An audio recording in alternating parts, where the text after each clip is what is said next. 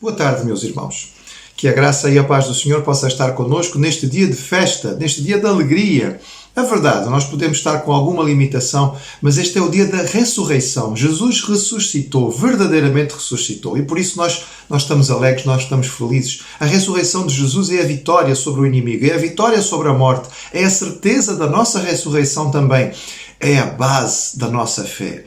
A ressurreição faz toda a diferença para nós como cristãos. Nós não vamos peregrinar ao túmulo de um mestre ou de um salvador que está enterrado em algum sítio. Nós celebramos porque ele deixou a sepultura vazia, ele só usou durante 3 dias.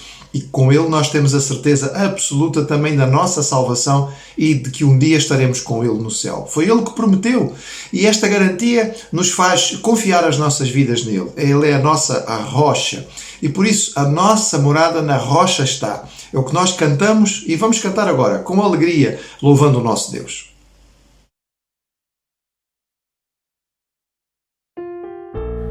Porque me chamais Senhor, Senhor, e não fazeis o que vos digo.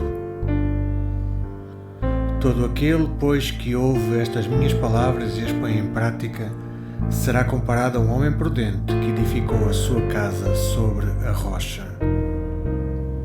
Que alicerce tendes para construir uma casa firme para resistir grande tempestade que há de chegar e a instável casa há de derrubar. Nossa morada na rocha está, firme e segura ela ficará. Quando o temporal contra ela der, há de resistir e permanecer. Como faz a areia na fundação, fazem nossas obras na salvação. Pois alguém que nelas somente crê, no Senhor Jesus ainda não tem fé. Nossa morada na rocha está, firme e segura ela ficará. Quando o temporal contra ela der, há de resistir e permanecer. Mas todo aquele que ouve estas minhas palavras e não as põe em prática, será comparado a um homem insensato que edificou a sua casa sobre a areia. E desceu a chuva, correram as torrentes, sopraram os ventos e bateram com ímpeto contra aquela casa, e ela caiu, e grande foi a sua queda. Os cristãos, porém, que na rocha creem, pelas obras mostram a fé que têm. Com a fé firmada no Salvador, na maior tormenta não tem pavor. Nossa morada na rocha está, firme e segura ela ficará. Quando o temporal contra ela der, há de resistir e permanecer. Nossa morada na rocha está, firme e segura ela ficará. Quando o temporal contra ela der, há de resistir e permanecer.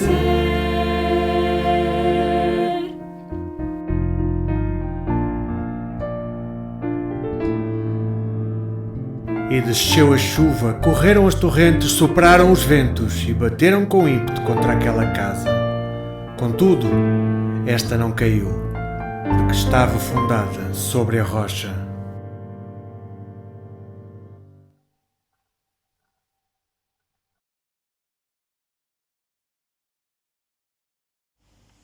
Há muitos textos que nos falam sobre o Senhor Jesus depois da ressurreição. Textos que nos mostram o impacto que ele teve na vida dos seus discípulos depois dele sair da sepultura. Provavelmente um dos mais queridos, por causa da profundidade e da proximidade que ele tem é aquele que nos é descrito pelo apóstolo João no último capítulo do seu Evangelho. Em João capítulo 21, nós encontramos um momento sublime, muito especial, um tanto constrangedor, mas muito marcante, entre Jesus e Pedro. Este episódio é um episódio em que Jesus vai levar Pedro a refletir sobre aquilo que é a relação que eles têm. Eu convido o irmão a abrir a sua Bíblia em João capítulo 21. Nós vamos ler os versículos de 15 em diante. E os versículos de 15 em diante de João 21 dizem assim. Portanto, estamos em João 21 a partir do verso 15. E diz assim o texto. Depois de terem comido, perguntou Jesus a Simão Pedro: Simão, filho de João, amas-me mais do que estes outros? Ele respondeu: Sim, Senhor, tu sabes que te amo. Ele disse: Apacenta os meus cordeiros. Tornou a perguntar-lhe pela segunda vez: Simão, filho de João, tu me amas? E ele respondeu: Sim, Senhor, tu sabes que te amo. Disse-lhe Jesus: Pastorei as minhas ovelhas. Pela terceira vez Jesus lhe perguntou: Simão, filho de João, tu me amas? Pedro entristeceu-se por ele lhe ter dito pela terceira vez: Tu me amas? E respondeu-lhe: Senhor, tu sabes todas as coisas. Tu sabes que eu te amo. Jesus lhe disse: Apacenta as minhas ovelhas. Em verdade te digo que quando eras mais moço, tu te cingias a ti mesmo e andavas por onde querias. Quando, porém, fores velho, estenderás as mãos e outro te cingirá e te levará para onde não queres. Disse isto para significar com que género de morte Pedro havia de glorificar a Deus. Depois de assim falar, acrescentou-lhe: Segue-me. Provavelmente o irmão já ouviu mensagens pregadas neste texto e há uma ênfase muito grande na questão do verbo usado pelo Senhor Jesus no sentido da palavra amas-me. Há aqui realmente, o apóstolo João utiliza duas expressões diferentes, ágape e filéu, e provavelmente o irmão já ouviu a interpretação baseada nesta passagem. Eu não vou entrar no texto por aí. Eu gostaria que nós olhássemos para ele no seu âmbito mais geral e percebêssemos o significado profundo que ele teve para Pedro e também depois a aplicação que ele tem para nós. Porque o entendimento da palavra do Senhor deve ser sempre este. Primeiro, o que é que realmente o texto ensina no seu contexto, na sua realidade, no que aconteceu, e depois o que é que ele significa para nós. Como é que este dia tinha começado? E com a sua Bíblia aberta, o irmão facilmente pode ir ao início do capítulo e perceber que o capítulo começa de uma forma muito interessante. O capítulo inicia-se com os discípulos de Jesus na Galileia e diz que depois disso Jesus tornou a manifestar-se aos seus discípulos junto ao mar de Tiberíades e foi assim que ele se manifestou. Estavam juntos Simão Pedro, Tomé, chamado Dídimo, Natanael, que era de Caná da Galileia, os filhos de Zebedeu e mais 2 dos discípulos. Disse-lhes Simão Pedro: Vou pescar. Disseram-lhes os outros: Também nós vamos contigo. Saíram e entraram no barco e naquela noite não apanharam nada. Vou pescar. Esta é a expressão simples que é utilizada por Pedro nesta passagem. O que é que Pedro estava a querer dizer nisto? Será que era uma questão de sustento? Ou seja, eles acompanharam Jesus durante 3 anos, deixaram a sua vida e agora, depois deste tempo todo, Jesus morreu, ressuscitou, mas Jesus não está com eles. Jesus disse para que eles fossem até a Galileia, que ele ia se manifestar na Galileia a eles novamente, mas eles ainda não sabem muito bem o que fazer da vida. Será que é uma questão de sustento? É preciso ganhar a vida porque eles, no entretanto, não têm com que se sustentar? Será que é uma questão de hábito? Será que é uma questão de ocupar os tempos livres? Assim como nós agora na quarentena, se calhar temos muito tempo e não sabemos às vezes o que fazer. Pedro está à espera, e enquanto está à espera de que algo aconteça, ele diz: vou fazer aquilo que eu estou acostumado a fazer, vou pescar. Será que é uma tentativa de Pedro de voltar à sua vida anterior a Jesus? Será que era possível voltar a viver a vida que ele tinha vivido antes de conhecer a Cristo? Será que depois de 3 anos, como discípulo do Mestre, andando por toda aquela região, vendo e ouvindo o que ele ouviu, ele podia voltar a ser o homem que tinha sido antes? Aquilo que nós poderíamos dizer, voltar ao normal. Vou pescar. Vou voltar à minha vida anterior. O que é que Pedro tinha esperado a respeito de Jesus? Qual era a sua expectativa?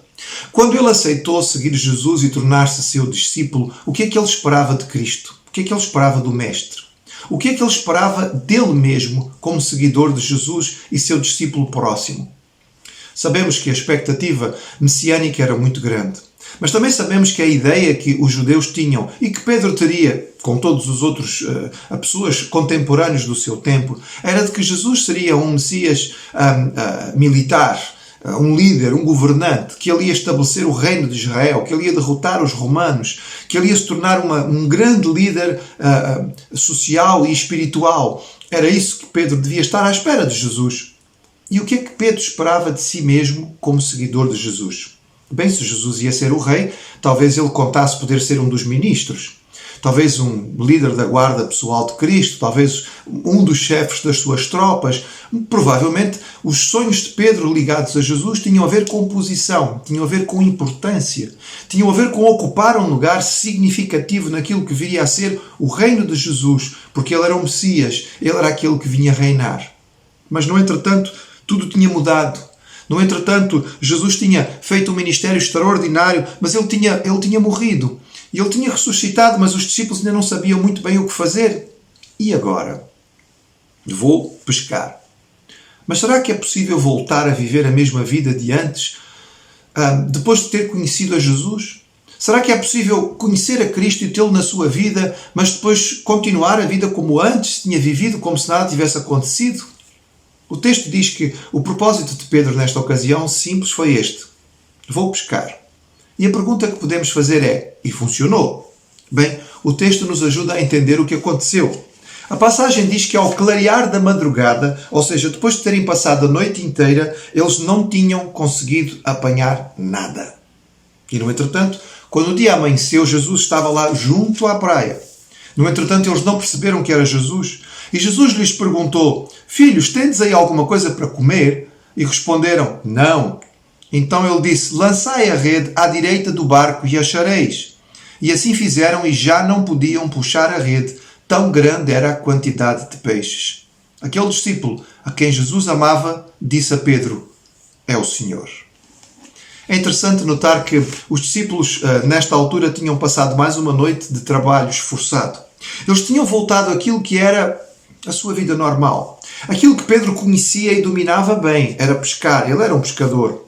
E, no entretanto, depois da noite inteira a pescar, nada tinham conseguido. Na Galileia, a pescaria normalmente se fazia à noite. Era à noite que os cardumes vinham à superfície. E nesta altura era muito mais fácil pescar. Mas eles tinham passado a noite inteira e não tinham conseguido captar nada. Mas quando Jesus aparece, aquilo que podia ser normal, de repente tornava-se extraordinário. Aquilo que eles estavam acostumados a fazer, mas que nesta ocasião não tinha funcionado, quando Jesus aparece, funciona. Porque quando Jesus entra na nossa vida, mesmo para aquilo que é considerado normal, ele faz toda a diferença. E aqui, quando Jesus chega à praia e diz a eles: é para lá que vocês devem lançar a rede, de repente a rede que antes tinha vindo a noite inteira, vez após vez, lançada ao mar, vinha vazia, agora ela vinha cheia. E ao perceberem isto, então eles identificam quem é que está ali. É Jesus. É João o primeiro que identifica. É ele que diz a Pedro. E Pedro, percebendo, o texto nos diz que ele imediatamente esquece os peixes. Ele lança-se ao mar. Ele corre para Jesus. Ele já tinha percebido que não era possível viver a mesma vida depois de ter encontrado a Cristo. Não era possível simplesmente voltar a pescar depois de ter andado 3 anos com o Mestre. Ele tem ansiedade para chegar junto a Jesus. E quando eles chegam a Jesus, é interessante porque o texto nos diz que Jesus não estava à espera dos peixes deles, mas ele já tinha preparado o pequeno almoço. E eles sentam e comem com Jesus. E depois de comerem com Jesus, então acontece este episódio tão marcante para a vida de Pedro. Jesus pergunta, e a pergunta que é feita inicialmente é esta: amas-me mais do que estes? No original, a pergunta deixa-nos alguma dúvida sobre o que é que Jesus está a dizer. Há 2 possibilidades principais. Pode ser que Jesus esteja a dizer: tu amas-me mais do que estes peixes, estes barcos, estas redes, este teu trabalho. Tu amas-me mais do que a tua profissão, aquilo que é a tua vida normal, a tua vida comum. Tu amas-me mais do que aquilo que estás acostumado a fazer. De facto, amas-me mais? Ou então, outra possibilidade, é que Jesus tenha perguntado a Pedro: tu amas-me mais do que estes teus colegas, estes discípulos que andaram contigo, estes companheiros com quem tu partilhaste a vida durante estes 3 anos. De alguma maneira, tu amas-me mais do que estes a quem tu acostumaste a ver como o ministério. Vocês têm andado juntos e têm andado comigo e acostumaram-se a isto, mas tu amas-me mais do que a eles? Esta é a pergunta que é feita a Pedro e é uma pergunta profunda e significativa. A pergunta de Jesus sobre o seu amor a Ele mesmo, que faz a Pedro, não é apenas no vazio. Jesus pede a Pedro uma comparação. Tu amas-me, mas tu amas-me mais do que o teu trabalho, do que a tua profissão, do que aquilo que tu sabes fazer e gostas de fazer, daquilo que te dá o ganha-pão. Tu amas-me mais do que os teus amigos, os teus companheiros, as tuas amizades, os teus relacionamentos. Realmente eu ocupo o primeiro lugar na tua vida? Esta é a pergunta e esta pergunta é profunda. E ela é feita 3 vezes e nós entendemos que Pedro sofreu porque provavelmente estas 3 vezes da pergunta lembravam as 3 vezes em que ele negou a Jesus. Sabemos que o 3 tem um significado especial para o povo judeu, mas é muito provável que este 3 aqui tenha a ver com o facto de que Pedro 3 vezes disse que não conhecia a Cristo. É por isso que na 3ª vez ele baixa os seus ombros, ele está entristecido e ele já não responde com tanta convicção. Ele diz: Senhor, tu sabes todas as coisas. Tu vês o meu coração. Tu sabes que eu te amo. E talvez aqui Pedro esteja mesmo a dizer: Senhor, tu sabes que eu quero, mas tu sabes que eu sou fraco. Mas a resposta de Jesus, que é repetida 3 vezes também, é que é tão significativa e marcante. O que Jesus diz a Pedro é: se tu me amas, então a maneira de tu o provares é apacentando as minhas ovelhas, pastoreando o meu rebanho. Este era o plano que Jesus tinha para Pedro. Pedro tinha tido grandes planos para Jesus e tinha tido grandes planos para ele mesmo junto de Cristo. Mas qual era o plano que Jesus tinha para Pedro? Era um plano de pastorear, talvez muito diferente daquilo que Pedro estava à espera. Pedro era um homem intempestivo, era um homem de temperamento muito forte, era um homem que tinha talvez algumas dificuldades nos relacionamentos e o que Jesus lhe diz é: eu preciso que tu invistas na qualidade dos relacionamentos com aqueles que eu te dou para tomar conta. Apacenta significa pastoreia e tem a ver com cuidado, tem a ver com alimento, tem a ver com proteção, tem a ver com orientação, tem a ver com guiar. O que Jesus está a dizer a Pedro é: aquilo que eu tenho para ti, o plano que eu tenho para a tua vida é que tu vais ser aquele que vai ter o cuidado pastoral sobre o meu rebanho. Eu vou voltar ao Pai, mas tu vais ficar aqui.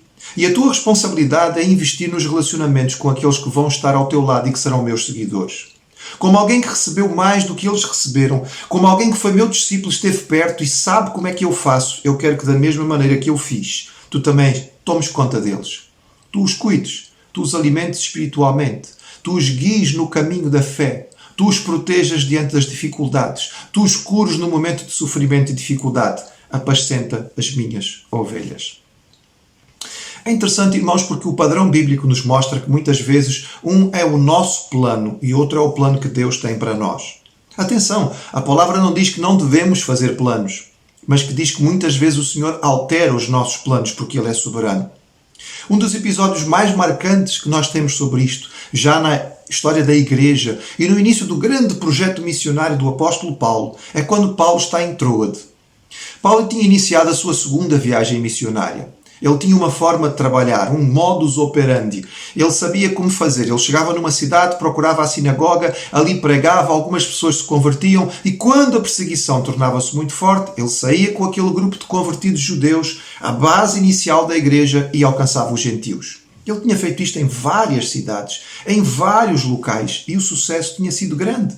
E ele pensa continuar a fazer isto. Ele tenta ir à Ásia, ele tenta ir à Bitínia e o texto bíblico diz que o Espírito Santo o impediu. Deus não deixou. Os planos de Paulo eram muito bonitos, eram bons, eram certos, eram comprovados, mas Deus não deixa que ele os ponha em prática. E em Troade ele está ali um pouco confuso, com alguma dificuldade. E agora? Então o Senhor vem a ele, através de uma visão noturna, em que ele vê um cidadão macedônio, vestido com as roupas próprias da região, dizendo: passa a Macedónia e ajuda-nos. Paulo tinha planos, mas o plano de Deus é o plano certo. E o plano de Deus é que Paulo vá além, que ele passe a Europa. Ele vai ter que mudar a sua forma de funcionar, porque a primeira cidade onde ele chega não tem sinagoga. Ele vai ter que mudar a sua forma de pregação, porque ele vai agora falar numa região que é dominada pela filosofia grega. Algumas coisas vão ter que ser alteradas na sua vida. Mas o plano era o plano de Deus para ele. E era este que ele tinha que viver. Nós estamos a experimentar uma mudança significativa nas nossas vidas. E também na nossa forma de ser igreja. É interessante que isto acontece no início do ano. É verdade, ainda estamos mais ou menos no início do ano. É verdade, já estamos em abril. Mas isto começou a afetar as nossas vidas em fevereiro e de forma significativa em março, no primeiro trimestre. Nós tínhamos há pouco tempo aprovado um plano de atividades e um orçamento para a nossa igreja. Nós sabíamos o que queríamos fazer.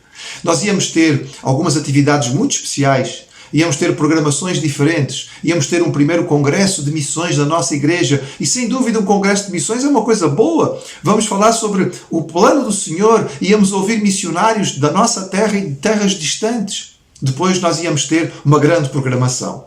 Uma programação especial para este dia. Hoje, domingo da ressurreição, dia de Páscoa, nós íamos ter uma linda cantata que falava sobre a presença do Senhor conosco, cantando o Pai Nosso que Jesus nos ensinou. Programas, planos, projetos. Mas não era isso que Deus tinha para nós. Em vez de uma Páscoa elaborada, de uma programação muito bem preparada e treinada, o Senhor nos chama para uma Páscoa fechados em casa, com as portas do nosso templo encerradas. E provavelmente nenhum de nós esperava que fosse assim. Mas a pergunta que nós temos que fazer diante desta experiência é: o que é que Deus tem para nós? Nós fizemos planos para o Senhor, mas era isso que Ele queria? Segundo a experiência de Pedro, nós percebemos que o Senhor tem duas prioridades para a nossa vida. E é isso Ele nos chama nesta ocasião que estamos a viver, em quarentena, mas como Igreja de Jesus, Corpo de Cristo. Elas são muito simples, porque elas são repetidas na Bíblia vez após vez. E têm a ver com aquilo que é o resumo da lei. Amar a Deus acima de todas as coisas. E ao próximo, como a ti mesmo. A vontade de Deus não é difícil de conhecer. Ela é expressa de forma muito clara na palavra. Qual é o plano de Deus para nós? Em primeiro lugar, o plano dele para nós é a nossa relação com Ele. E como está a nossa relação com Ele? Este é um tempo privilegiado em que nós dispomos de oportunidade, talvez ímpar, de gastarmos tempo com o Senhor. De ler, estudar, meditar, conhecer a Sua palavra. Gastar tempo em oração, falando com o Pai, ouvindo o que Ele tem para nos dizer. Esta é a Sua prioridade para as nossas vidas. Tantas vezes na corrida do cotidiano, dos nossos trabalhos, das nossas atividades, nós somos como Pedro que diz: vou pescar, vou fazer aquilo que eu sei bem feito, vou fazer aquilo que é o meu hábito, eu vou ganhar o meu pão. E o Senhor diz agora: senta, respira fundo, o que eu preciso é que tu estejas comigo. E de forma semelhante, a lei diz que amando a Deus e semelhantemente amando o próximo. O que o Senhor Jesus disse a Pedro foi: apascenta as minhas ovelhas, investe naqueles que estão à tua volta, toma conta deles, alimenta, protege, cura, guia. E o Senhor nos chama para uma vida de relacionamentos. Em primeiro lugar com Ele, mas depois com o próximo. E como tem sido o nosso investimento àqueles que estão à nossa volta? Amas-me? Perguntou Jesus a Pedro e pergunta-nos a cada um de nós. Amas-me mais do que a tua profissão? Do que o teu trabalho? Do que as tuas atividades? Amas-me mais do que os teus passatempos? Do que o teu divertimento? Do que o teu entretenimento? Amas-me mais do que os teus passeios e os lugares onde tu gostas de ir? Amas-me mais do que o teu tempo no centro comercial ou no cinema? Amas-me mais do que as coisas divertidas que tu podes fazer e ver na internet? Amas-me mais do que os teus relacionamentos, as pessoas com quem estás à volta, do que a tua família, do que os teus amigos? O Senhor nos pergunta e nós, como Pedro, precisamos ser capazes de responder. Apascenta as minhas ovelhas. Assume que aquilo que eu tenho para ti, os meus planos, são mais profundos. Eles passam por um maior tempo de comunhão comigo. Eles passam por um maior tempo de investimento nas pessoas. É isso que eu tenho para ti. É isso que estás a fazer. O que o Senhor nos chama e a prioridade que Ele tem para nós não é nós ficarmos muito preocupados em elaborar grandes projetos para Ele, mas em andarmos com Cristo. Quando se ama alguém, nós queremos passar tempo com esta pessoa. Quando realmente temos um grande sentimento por alguém, nós queremos estar junto desta pessoa. E todo o tempo que passamos com ela é pequenino, porque nós queremos mais. O Senhor nos chama para nós gastarmos tempo com Ele. Neste tempo de celebração da vitória de Jesus na ressurreição, que é a garantia e a certeza da nossa fé, a garantia e a certeza da nossa vida eterna com Ele, nós possamos meditar naquilo que Ele tem para nós. Amas-me? É a sua pergunta. E este tempo requer meditação e resposta profunda. Se amas-me, então gasta tempo comigo.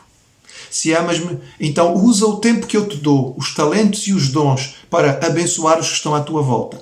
Para servir de alguma maneira àqueles que estão junto de ti. Apascenta, abençoa e estarás cumprindo o propósito que eu tenho para a tua vida.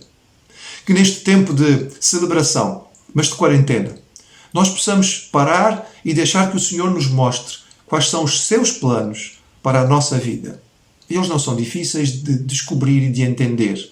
Eles passam pelo nosso relacionamento com Ele e com os outros. E que desta maneira o Senhor nos abençoe e nos ajude a abençoar.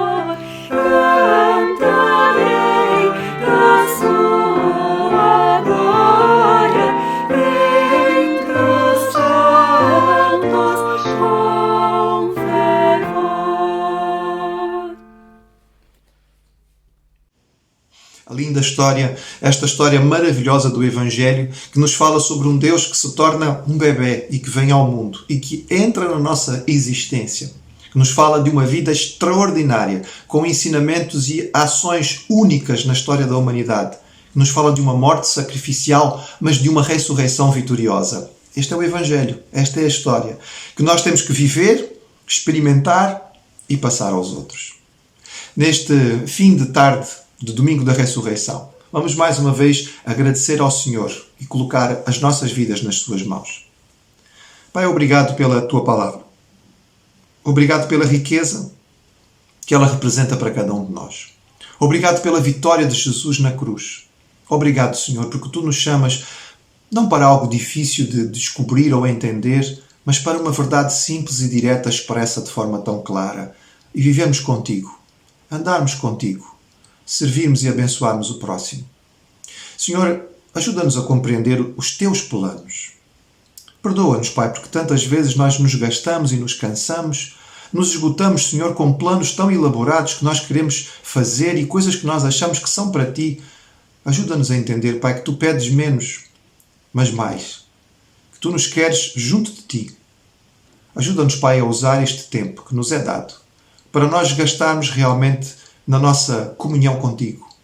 E que, capacitados, Senhor, pelo tempo que nós passamos contigo, nós possamos ser a bênção que podemos e devemos ser para aqueles que estão à nossa volta. Obrigado, Pai, pela Tua palavra.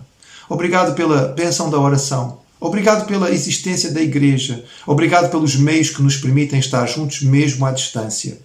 Faz-nos Tua Igreja nesta hora difícil que o mundo atravessa. Que possamos brilhar ainda mais, estar capacitados para fazer a diferença neste momento e naquele que virá, quando as restrições se levantarem. Capacita-nos, Pai, na nossa comunhão contigo e na bênção ao próximo. É o que nós te rogamos. Em nome de Jesus. Amém. Obrigado, irmão, por estar connosco.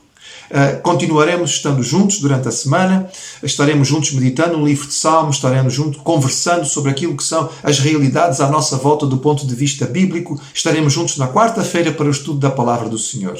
Que Ele continue com cada um de nós, nos dando a sua graça e a sua paz.